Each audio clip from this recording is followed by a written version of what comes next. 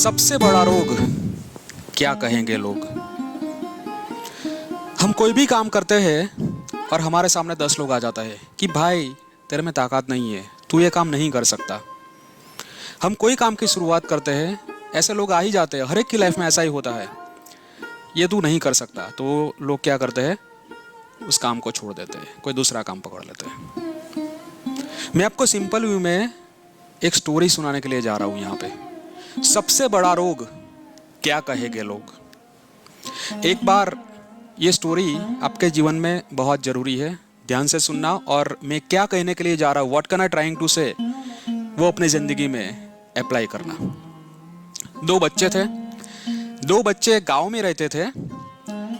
एक बच्चा 5वीं कक्षा में पढ़ाई कर रहा था और दूसरा बच्चा 8वीं कक्षा में पढ़ाई कर रहा था। दो बच्चे बहुत फ्रेंड थे, क्लोज फ्रेंड्स थे, साथ साथ खाते पीते थे, साथ साथ स्कूल पर जाते थे, स्कूल से वापस भी साथ आते थे। कोई भी जगह पे घूमना है तो वो साथ ही हमेशा रहते थे। दो बच्चे, एक 5वीं कक्षा में पढ़ाई कर रहा था, दूसरा बच्चा 8वीं कक्षा में पढ़ाई कर रहा था।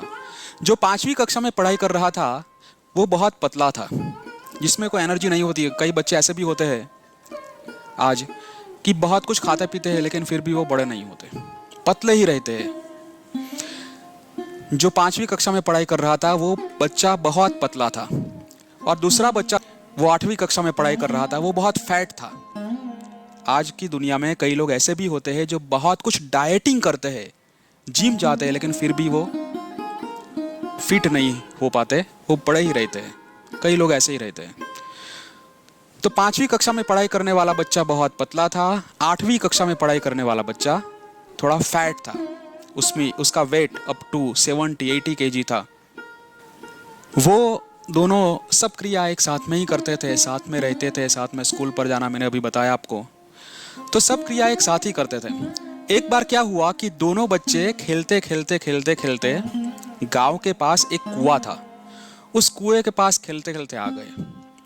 और उसी समय ऐसा हुआ कि वो कुएं के पास आ गए और खेल रहे थे दोनों बच्चे।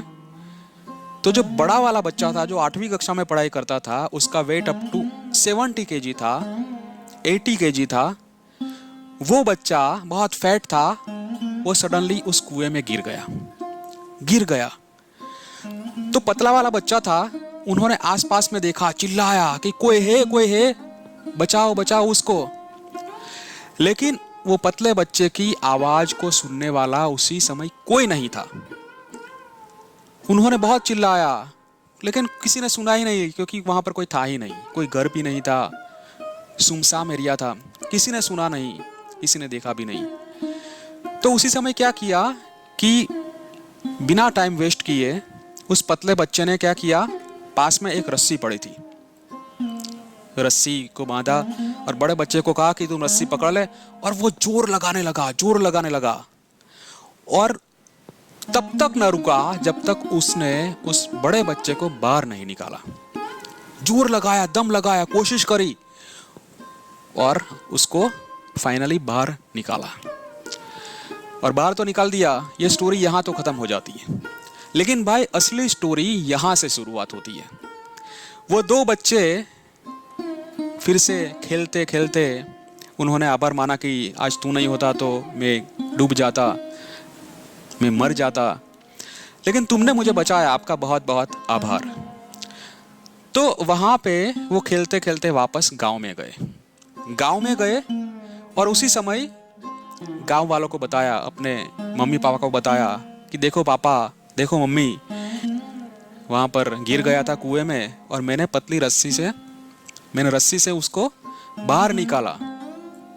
मम्मी पापा ने उस पर विश्वास नहीं किया। आजू बाजू सबको मिला कि भाई देखो ये कुएं में गिर गया था। सभी फ्रेंड्स को मिला, सभी गांव वालों को मिला कि देखो ये गिर गया था और मैंने उसको निकाला।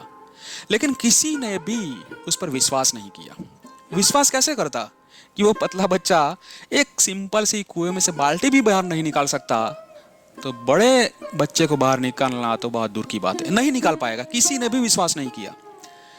दोनों बच्चे सबको कहते कहते एक गांव में सबसे समझदारों में से एक, जिसको सब रहीम चाचा कहते थे, वो रहीम चाचा के पास गए। रहीम चाचा के पास सबको, वो दो बच्चे गए और रहीम चाचा को कहा कि देखो ये बच्चा गिर गया था और मैंने उसको निकाला। रहीम चाचा ने उस पर विश्वास कर लिया क्योंकि वो समझदारों में से एक थे। और रहीम चाचा ने इसके बाद क्या किया कि सभी गांव वालों को वहां पर इकट्ठा किया। सभी गांव वालों वहां पर इकट्ठा किया और कहा कि आप उस पर विश्वास क्यों नहीं करते। ये पतले वाले बच्चे ने बड़े वाले बच्चे को बाहर निकाला, रस्सी से कुएं में से बाहर निकाल दिया, आप उस पर विश्वास नहीं करते। तो गांव वाले कहने लगे कि नहीं भाई, ऐसा नहीं हो सकता, ऐसा पॉसिबल ही नहीं है, असंभव है। क्यों असंभव? कि पतले वाले बच्चा जिसमें कोई एनर्जी ही नहीं है, बड़े वाले बच्चे को बाहर कैसे निकाल सकता है? नहीं निकाल सकता है, ये झूठ है, ये बच्चा झूठ बोल रहा है। रहीम चाचा ने सबको बताया कि देखो, उन्होंने, वो बच्चा गिर गया था, वो भी सही है, पतले वाले बच्चे ने उसको बाहर निकाला, वो भी सही है। रहीम चाचा ने सबको बताया कि ये बात इंपॉर्टेंट नहीं है कि उस पतले वाले बच्चे ने बड़े बच्चे को कैसे निकाला। सब लोग रहीम चाचा की नजर देख रहे थे, लेकिन ये बात इंपॉर्टेंट है कि उस पतले वाले बच्चे ने बड़े बच्चे को क्यों निकाला। क्यों निकाला भाई? रहीम चाचा ने सबको बताया कि जब वो बड़ा वाला बच्चा कुएं में गिर गया था, उसी समय उस पतले वाले बच्चे को उसी एरिया में दूर दूर तक कोई बताने वाला नहीं था कि ये काम तू नहीं कर सकता।